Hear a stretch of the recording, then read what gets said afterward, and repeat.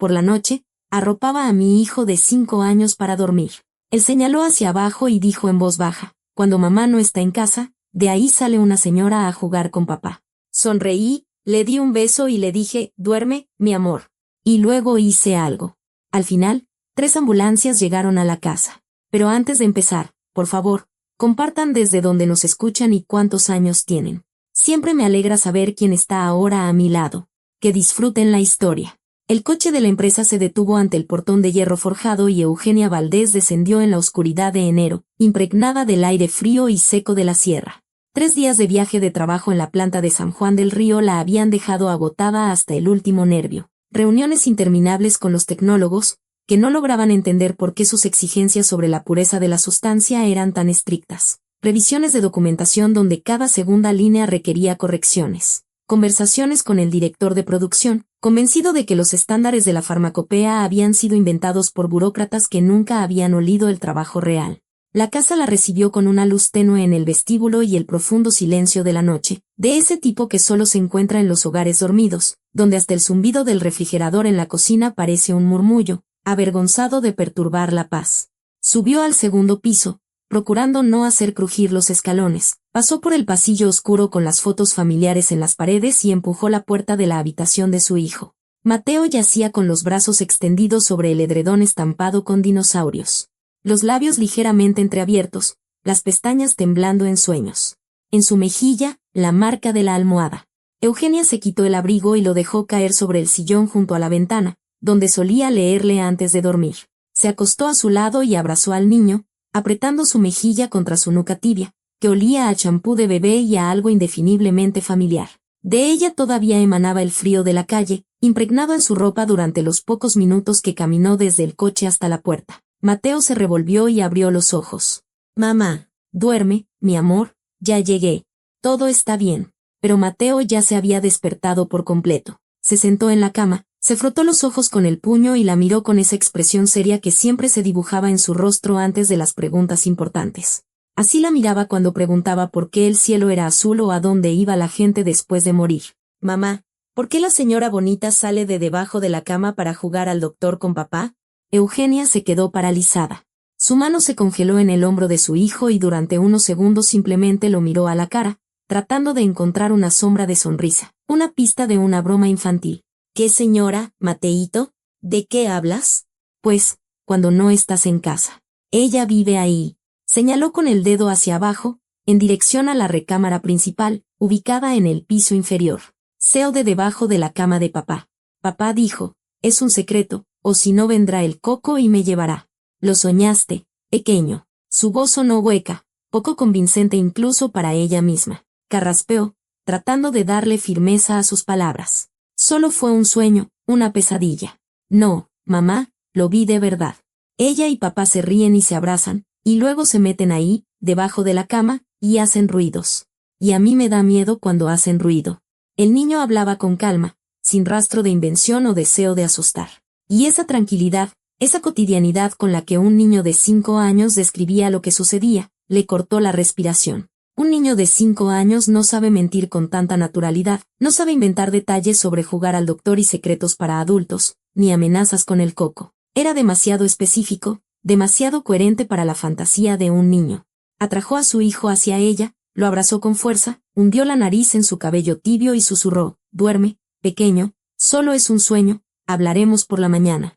Pero ella misma ya no pudo dormir, aunque el cansancio de los 3 días de viaje le pesaba en los párpados con una carga de plomo. Yacía despierta, escuchando la respiración acompasada de Mateo y sintiendo como algo en su interior se derrumbaba lentamente, con un crujido silencioso. Los cimientos sobre los que había construido su vida durante los últimos 8 años se hundían y se agrietaban, revelando un vacío negro debajo.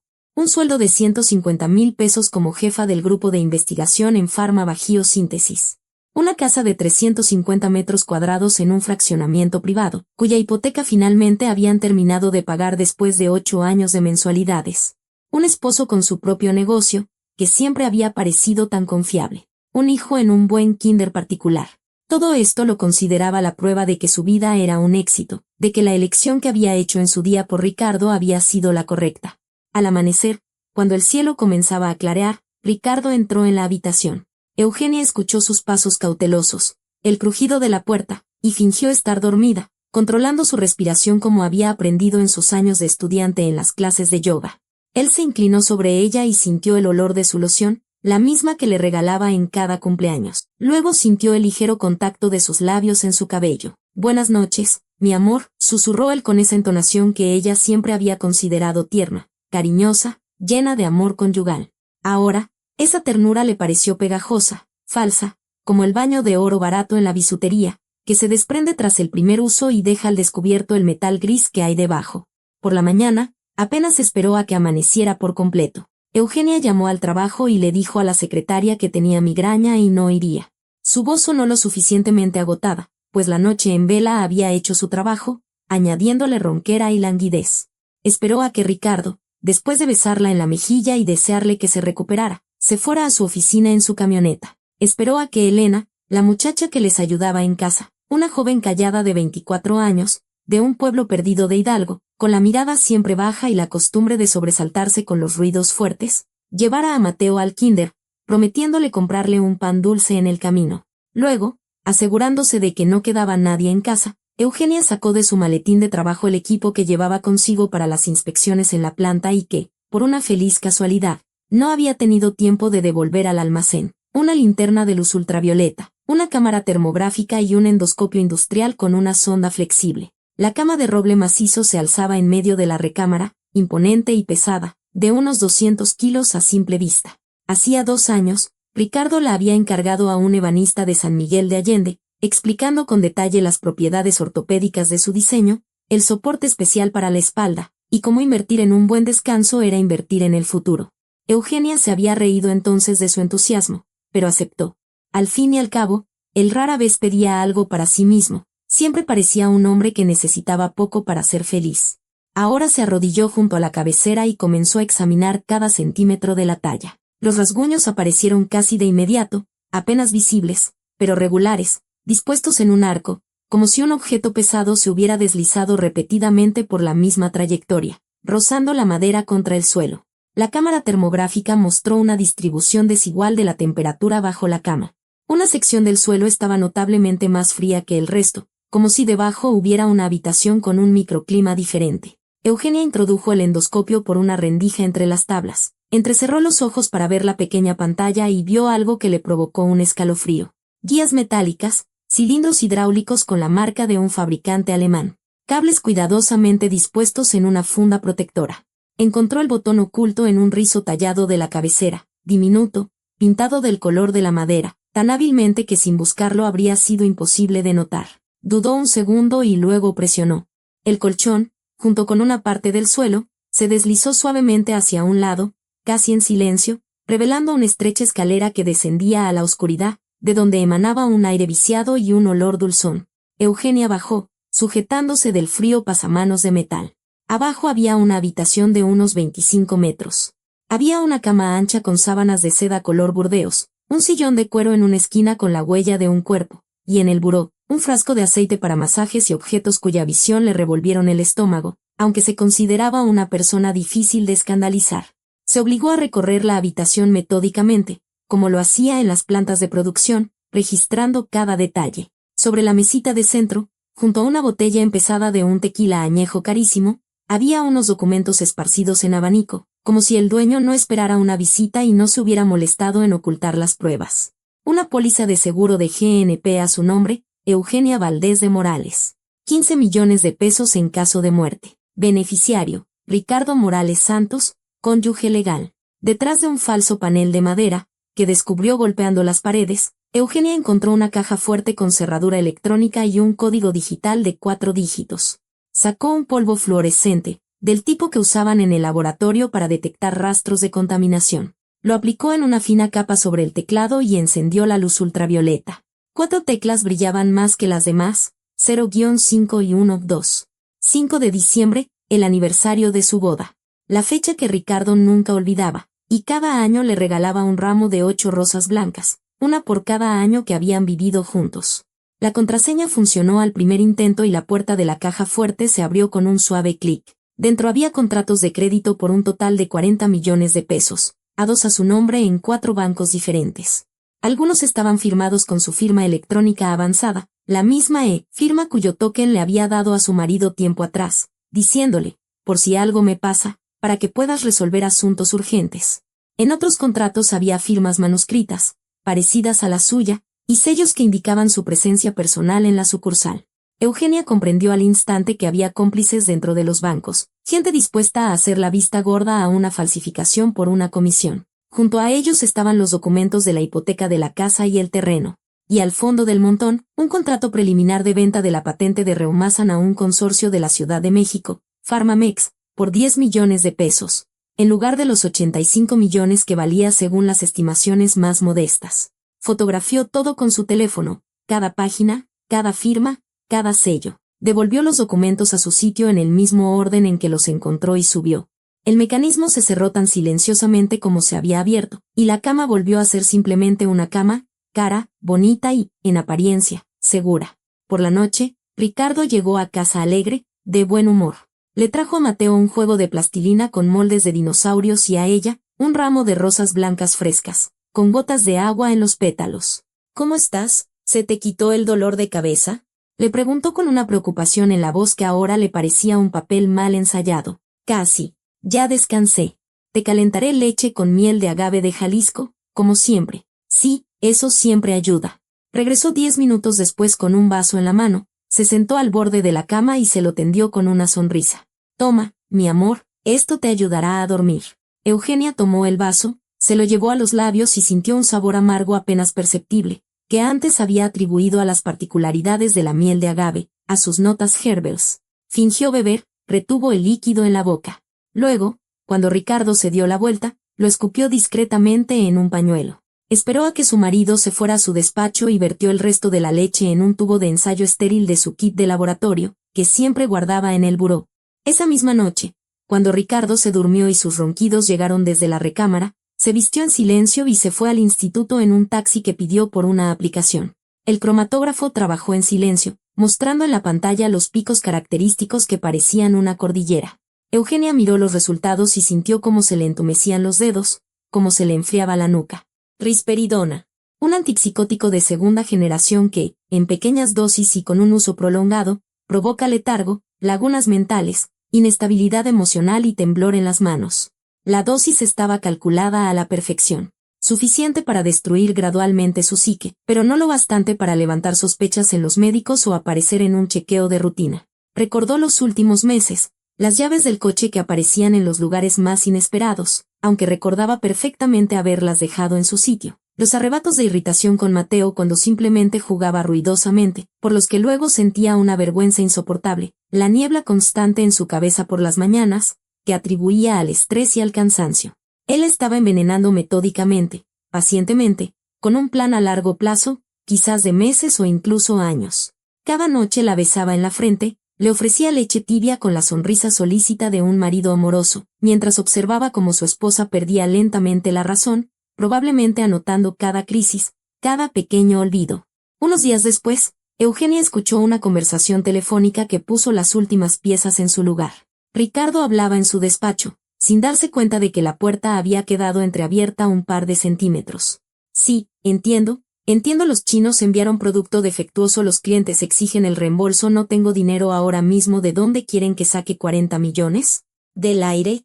Una pausa. La voz de su interlocutor era inaudible, solo un murmullo irritado al otro lado de la línea. El terreno de Juriquilla ya está hipotecado. La camioneta también. La empresa está vacía. Solo hay deudas, te lo explico. En un mes, mes y medio máximo, habrá dinero. Sí, lo garantizo.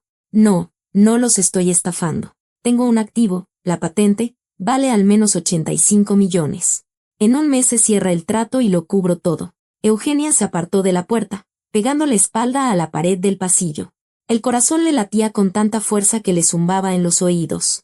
La empresa comercial de su marido, comercializadora del Bajío, su membresía en el club de empresarios, los trajes caros a medida, la seguridad en su voz cuando hablaba de las perspectivas de la economía mexicana, todo resultó ser una hermosa fachada que ocultaba el vacío y las deudas. Detrás escondía un deudor acorralado para quien ella nunca había sido una esposa, una compañera, la mujer que amaba, sino solo un activo, una cifra en un plan de negocios. La patente de Reumasan, de la que era copropietaria por contrato con el instituto como desarrolladora principal. 10 años de trabajo, noches en vela sobre tubos de ensayo e informes, años de ensayos clínicos y lucha contra la burocracia. Eso era lo que le interesaba desde el principio. Vender por 10 millones lo que valía 85, cubrir parte de las deudas, pagar los intereses a los acreedores.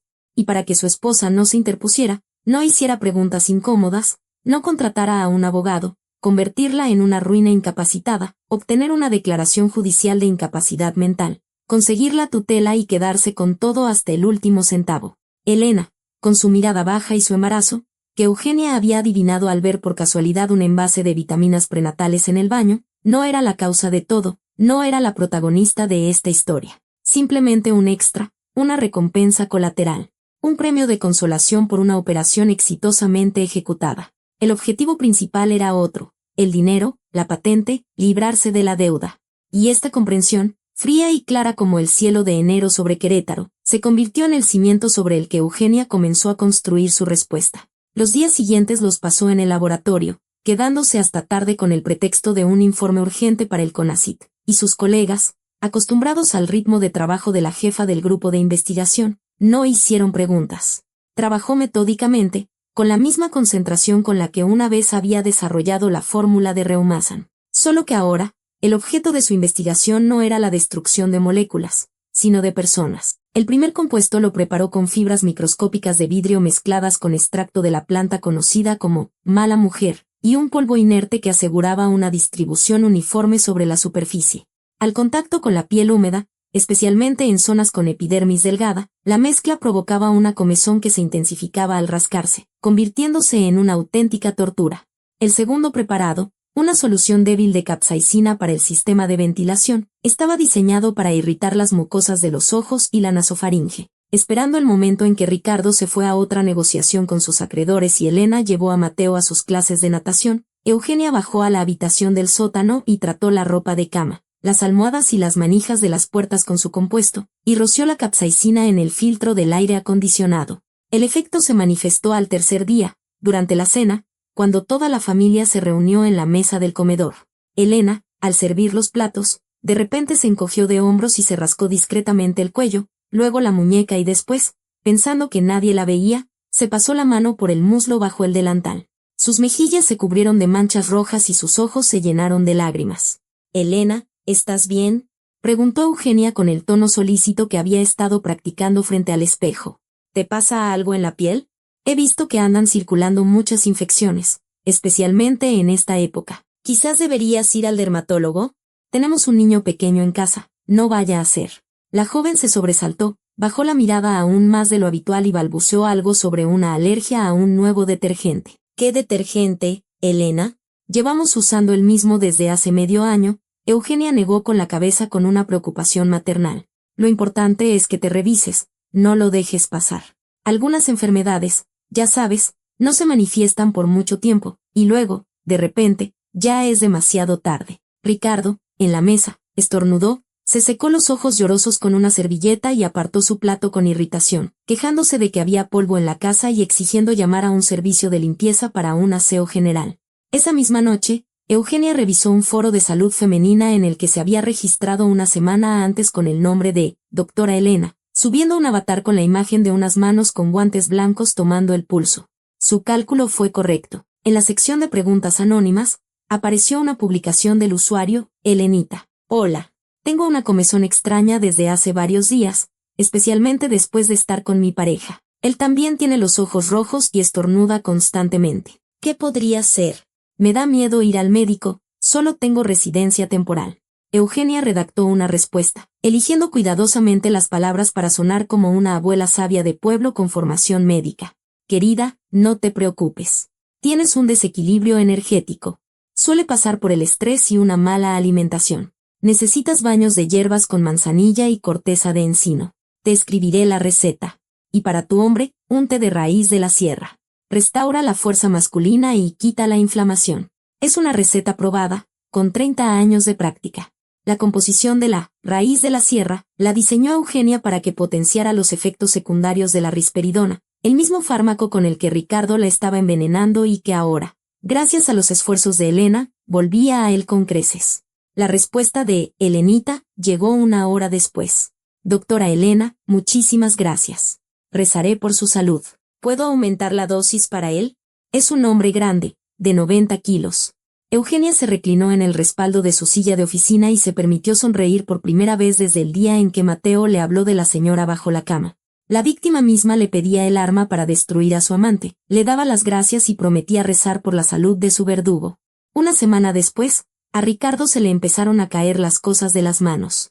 En el desayuno, el tenedor se le resbaló de los dedos y tintineó contra el plato. Maldijo, se frotó las sienes y se quejó de dolor de cabeza. Por la noche, lo encontró en su despacho.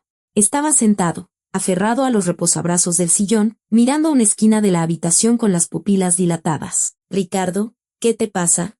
Silencio. Siseo. ¿Oyes ese ruido? Alguien está rascando en la pared.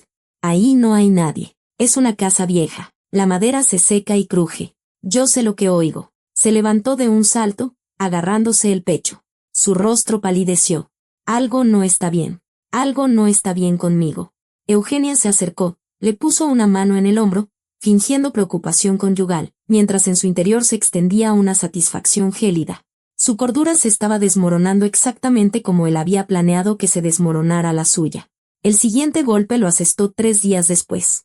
En un programa de edición de imágenes, que había aprendido a usar en la universidad para diseñar pósteres científicos, Eugenia fabricó el resultado de una prueba genética de los laboratorios Chopo. Descargó el formato de la página web oficial, encontró los sellos en Internet y falsificó las firmas a partir de muestras de fuentes públicas. El documento decía, Mateo Morales Valdés no es hijo biológico de Ricardo Morales Santos.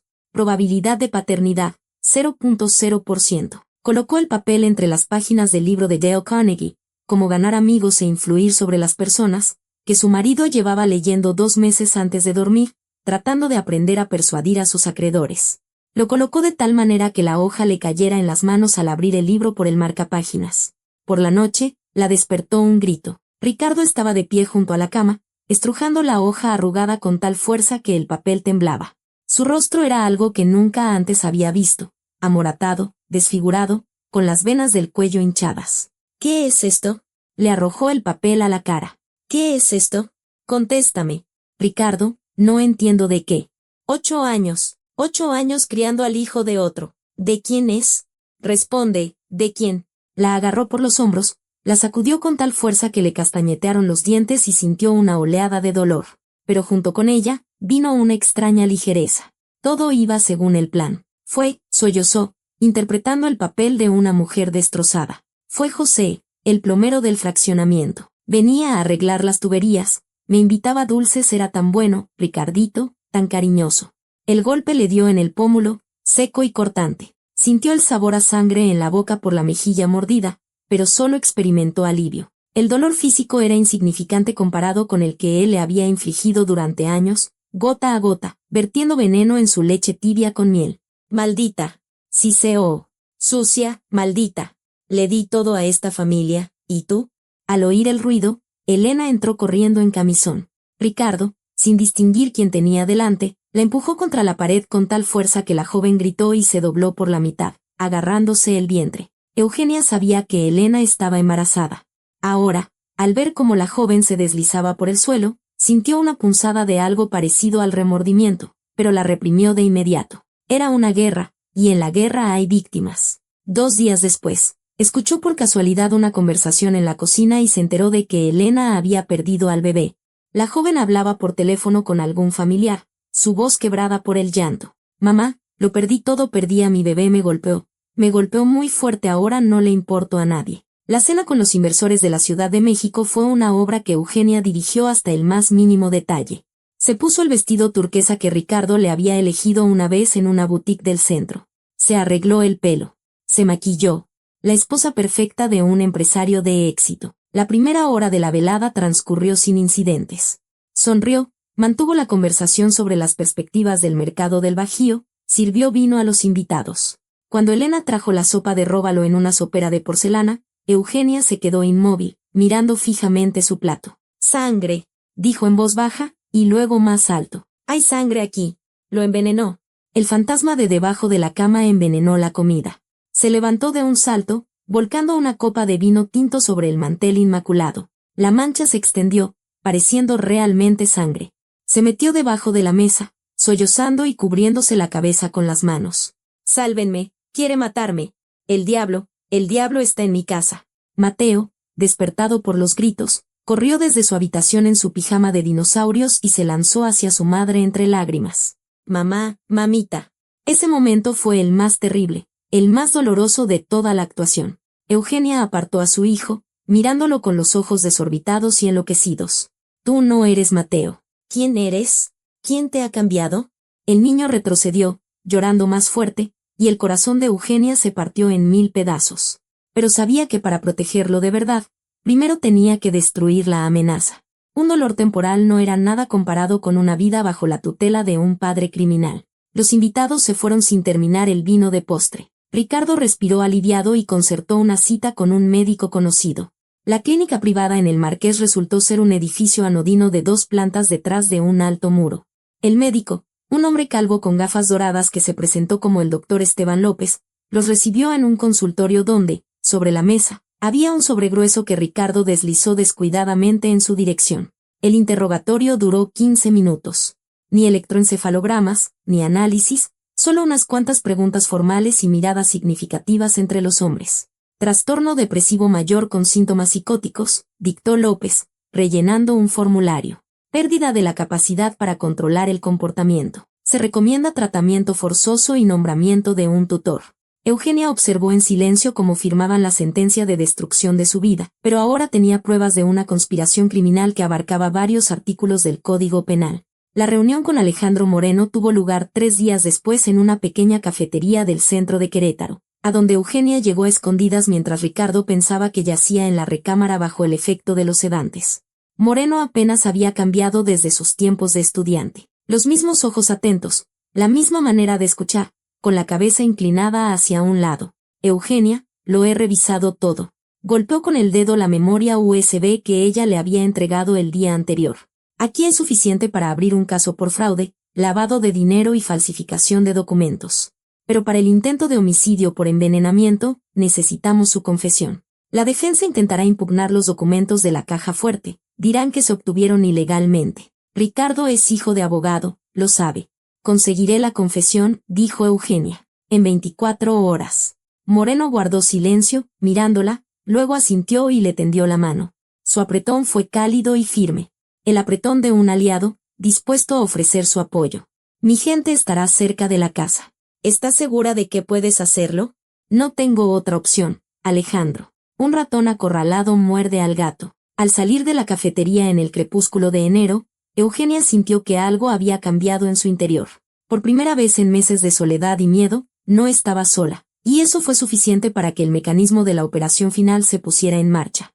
Regresó a casa ya de noche, pasó junto a Ricardo, que veía la televisión en la sala con una copa de coñac en la mano y ni siquiera giró la cabeza en su dirección. Subió a la recámara y se tumbó sobre la colcha, sin desvestirse, repasando en su mente cada paso del día siguiente, cada réplica, cada gesto que debía desempeñar su papel en el acto final de este drama. Por la mañana, cuando su marido bajó a desayunar con su bata de felpa, frotándose las sienes por el coñac de la noche anterior, ella ya estaba sentada a la mesa, tranquila, peinada, con una taza de té en las manos y la expresión de alguien que ha tomado una decisión difícil pero necesaria. «Ricardo, tenemos que hablar». Él se detuvo en el umbral de la cocina, alerta, preparado para otra crisis o acusación, pero Eugenia continuó con la misma voz tranquila, casi serena. «Lo he pensado mucho estos días. Tienes razón. Necesito ayuda. Ayuda profesional que no puedo recibir en casa. Acepto el divorcio, acepto firmar todos los documentos e ingresar en la clínica voluntariamente. Basta de este circo. Basta de atormentarme a mí, a ti y a Mateo». «¿Hablas en serio?». Entrecerró los ojos con desconfianza, buscando una trampa en sus palabras, en su expresión, en la posición de sus manos sobre la mesa. «Más en serio que nunca. Estoy cansada, Ricardo. Cansada de mí misma, de estas crisis, de la sensación de que me estoy volviendo loca. Solo quiero una cosa, prepararnos una cena de despedida. Una última noche en familia, como antes, cuando todo estaba bien. Hornearé el pato que tanto te gusta, con manzanas y ciruelas pasas. Haré una juliana de champiñones con la receta de mi madre. Y después, ya está. Nos separamos como personas civilizadas, sin escándalos ni juicios. Ricardo guardó silencio unos segundos, procesando lo que había oído, y ella vio como un destello de triunfo cruzaba sus ojos, un triunfo que intentaba ocultar tras una máscara de compasión y comprensión. La presa se entregaba sola. El plan funcionaba incluso mejor de lo que esperaba, y su marido apenas podía contener la sonrisa que torcía las comisuras de sus labios. Está bien, Eugenia. Me alegro de que por fin hayas entrado en razón y veas la situación con claridad. Claro, prepara la cena. Será un final adecuado. Pasó todo el día en la cocina, cortando verduras para la guarnición, rellenando el pato con manzanas y ciruelas pasas remojadas en coñac, batiendo la salsa de crema para la juliana y asegurándose de que los champiñones se doraran a la perfección. Elena revoloteaba a su alrededor, lanzándole miradas de soslayo, sin entender claramente lo que estaba pasando. Pero Eugenia no le prestaba atención, interpretaba el papel de una mujer rota, resignada a la derrota y dispuesta a ceder el campo de batalla al vencedor. Al anochecer, la mesa del comedor estaba puesta como solo la ponía en las grandes celebraciones. Mantel de lino inmaculado, velas en candelabros de plata, la cristalería que habían comprado para su boda en una tienda de antigüedades de la calle 5 de Mayo. La cena transcurrió en una extraña atmósfera de calidez artificial. Ricardo bromeó mucho, sirvió vino, habló de sus planes de futuro, en los que ella ya no figuraba. Y ella sentía, sonreía, comía pequeños bocados, observando cómo su marido se relajaba a cada minuto, cómo la tensión abandonaba sus hombros. Te prepararé un jugo, dijo él, levantándose de la mesa después del postre, recién exprimido, de naranja, con vitaminas. Pareces cansada. Necesitas fuerzas. Gracias, mi amor. Siempre has sido tan atento, incluso cuando bueno, ya sabes. Él fue a la cocina, exprimió las naranjas y un minuto después regresó con 2 vasos altos, empañados por el frío. Ricardo tomó el suyo, dio un sorbo, y ella notó cómo la observaba de reojo por encima del borde del vaso, esperando que ella bebiera. Eugenia se llevó el vaso a los labios, tomó un poco en la boca e inmediatamente sintió el sabor amargo y químico que era imposible confundir. Clonazepam en una dosis alta, mezclado con Zolpidem, fármacos de prescripción que Ricardo, evidentemente, conseguía a través de sus contactos con la misma facilidad con la que conseguía cómplices en los bancos. Una combinación mortal, calculada para que se durmiera y no despertara. Y por la mañana, llamaría a una ambulancia y contaría la historia del suicidio de su esposa mentalmente enferma. No me siento bien. Se llevó una mano al estómago, fingiendo una náusea repentina. Disculpa, voy al baño. Creo que algo me sentó mal. Encerrada en el baño, se provocó el vómito, se enjuagó la boca varias veces con agua y luego con enjuague bucal para eliminar los restos del fármaco de la mucosa, y sacó el teléfono del bolsillo de su bata. El mensaje para Moreno fue corto. El pez mordió el anzuelo. 15 minutos. Empezamos. Cuando regresó a la sala, tambaleándose ligeramente y fingiendo los primeros signos del efecto del fármaco, párpados pesados, movimientos lentos, habla arrastrada, Ricardo ya estaba junto a la puerta del sótano, intercambiando miradas con Elena, que había aparecido desde la cocina con una sonrisa triunfante en los labios. Necesitas acostarte, querida. La tomó del brazo con falsa preocupación. Vamos, te ayudo a subir a la recámara. No.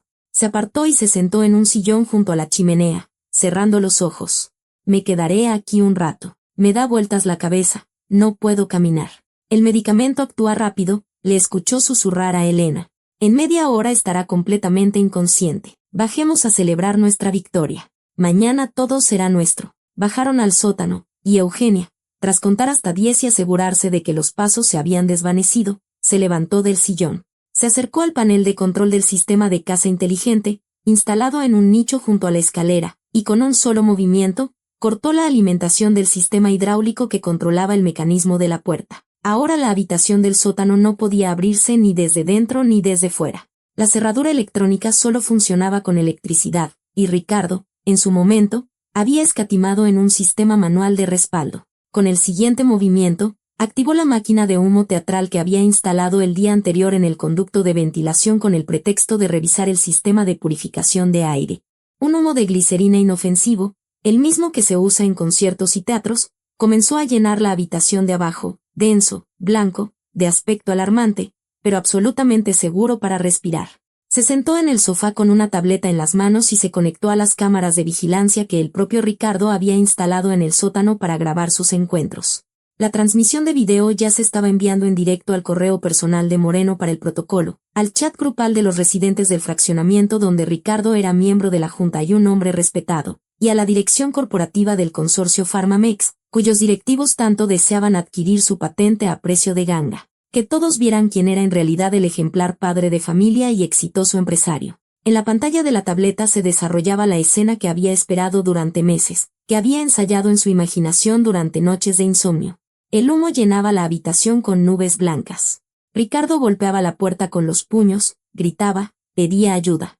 Su voz se quebraba en un graznido ronco. Elena se había acurrucado en una esquina de la cama de sábanas burdeos, y Eugenia veía cómo la joven se cubría el rostro con las manos, balbuceando algo incoherente, meciéndose de un lado a otro. Las alucinaciones de los fármacos que ella misma le había añadido a la comida de su amante, siguiendo el consejo de la doctora Elena, finalmente se manifestaban en toda su intensidad. «Abre», rugía Ricardo, aporreando la puerta. «Eugenia, abre la puerta ahora mismo». Corrió por la habitación buscando una salida, encontró en un rincón detrás del sillón un pequeño tanque de oxígeno que guardaba para emergencias de ventilación, lo agarró y, cuando Elena se acercó a él con una súplica en los ojos, con los brazos extendidos, la apartó con tal fuerza que ella cayó al suelo, golpeándose la cabeza contra la pata de la cama. «Suéltame, necesito respirar. Aléjate de mí. Me lo prometiste», gritó Elena, su voz convertida en un chillido de desesperación. «Prometiste que estaríamos juntos, que esta casa sería mía, que nos casaríamos cuando ella muriera. Estúpida rancherita, no te prometí nada. Tú misma te me colgaste del cuello, soñando con ser la señora de la casa. Tú me sedujiste. Me dabas pastillas para que fuera dócil y hiciera todo lo que decías. Querías matarla y quedarte con el dinero, la patente, todo. Cállate. Eres tan vendida como ella. Todas son iguales. ¿Solo quieren dinero?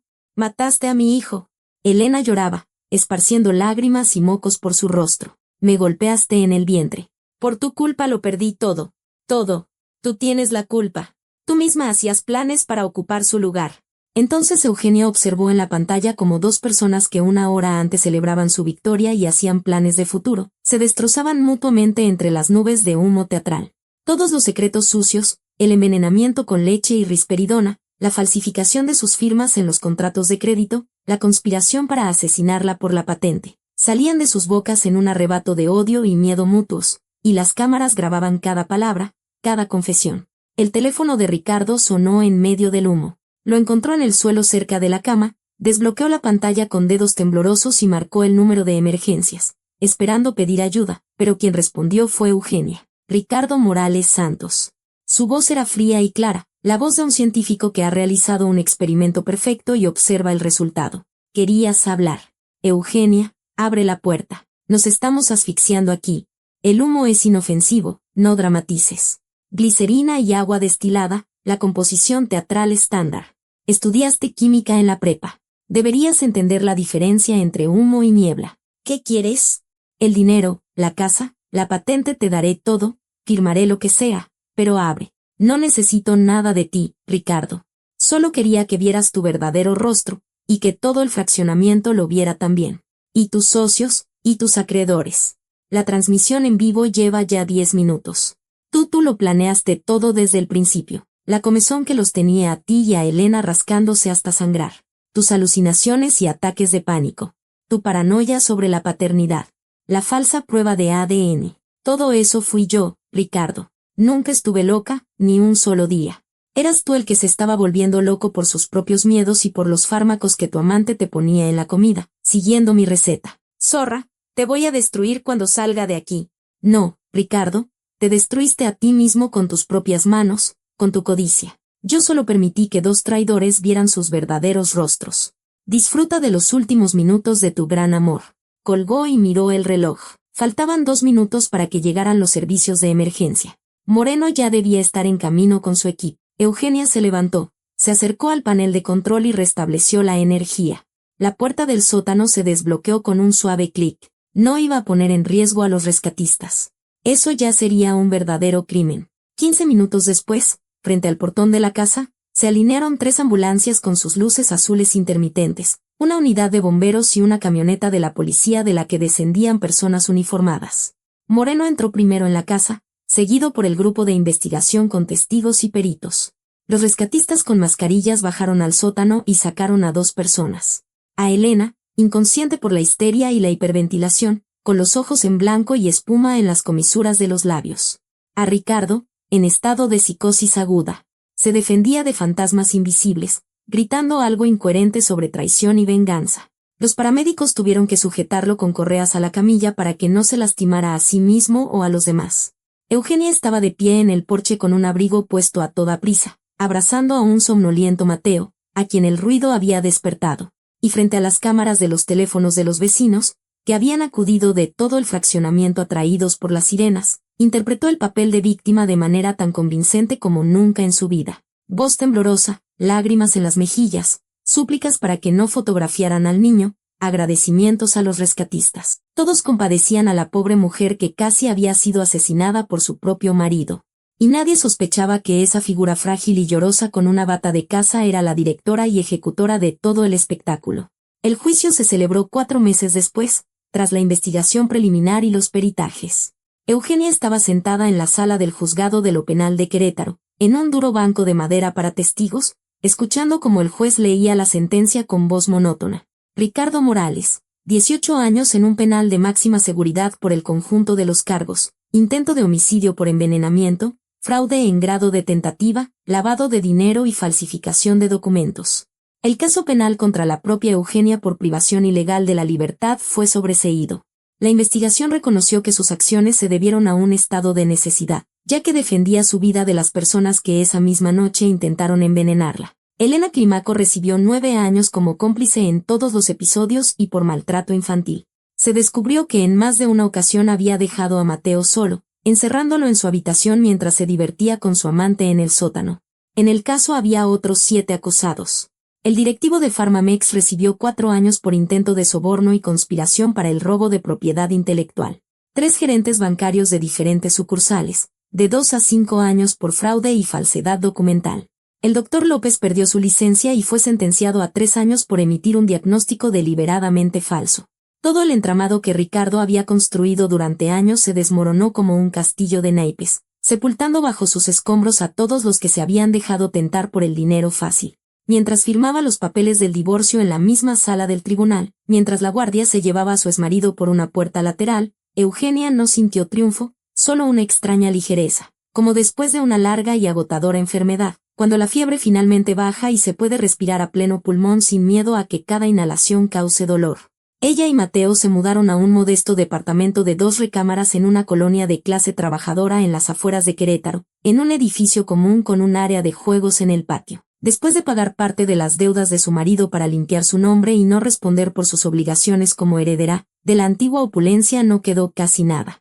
Pero por primera vez en muchos años, en su pequeño hogar se oía constantemente la risa de un niño, una risa no envenenada por el cálculo, la sospecha y la mentira. Con la ayuda de antiguos colegas del instituto, Eugenia abrió un pequeño laboratorio de investigación en un local alquilado en un parque industrial, centrándose en el desarrollo de fármacos asequibles para tratar la depresión posparto y los trastornos de ansiedad leves, las mismas condiciones que su marido había intentado simular para destruirla. Alejandro Moreno aparecía en sus vidas cada vez con más frecuencia, convirtiéndose discretamente en parte de su pequeña familia. Le traía a Mateo legos y juegos de mesa, arreglaba la llave que goteaba en la cocina y la puerta chirriante de un armario, se sentaba en silencio a su lado en la mesa mientras ella preparaba la cena después del trabajo. No hablaban de amor, no hacían planes. Era demasiado pronto, las heridas estaban demasiado frescas, pero ambos sabían que el tiempo llegaría. 3 años después, en un cálido día de julio a orillas del lago en Valle de Bravo, Eugenia estaba sentada sobre las rocas calentadas por el sol, observando cómo Mateo, de 8 años, corría por la orilla, bronceado y feliz, salpicando agua y riendo a carcajadas cuando los pececillos le hacían cosquillas en los talones.